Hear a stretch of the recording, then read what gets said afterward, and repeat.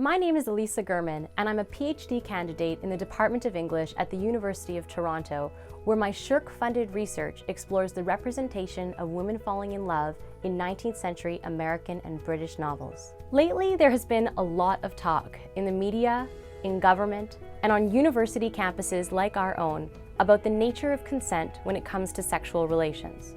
While consent of course applies to both sexes, most emphasis has been placed on women's consent. Within this discussion, consent is defined as being verbal, rational, conscious, and sustained. That is to say that a woman's bodily presence or silence, for instance, is insufficient to demonstrate consent.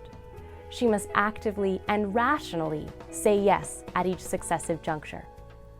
So, knowing this, why do we struggle so much to integrate this kind of consent into our actual relations? I want to show with my dissertation that our problem with consent starts way before drunken hookups and frosh culture.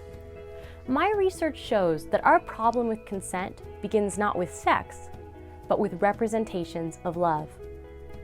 In my dissertation, I analyzed 19th-century American and British novels to argue that the representation of love in these texts leaves no room for rational, active consent.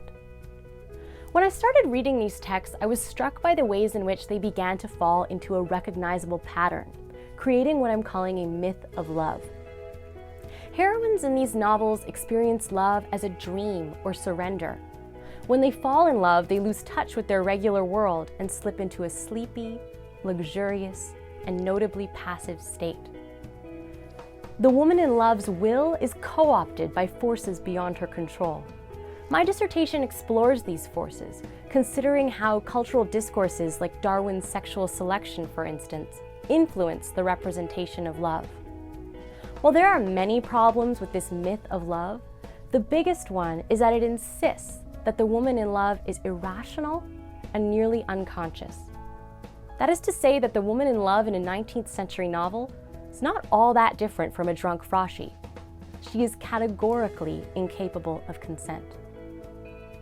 What this means is that even in our idealized love stories, women's active, rational consent is represented as being nearly impossible to achieve.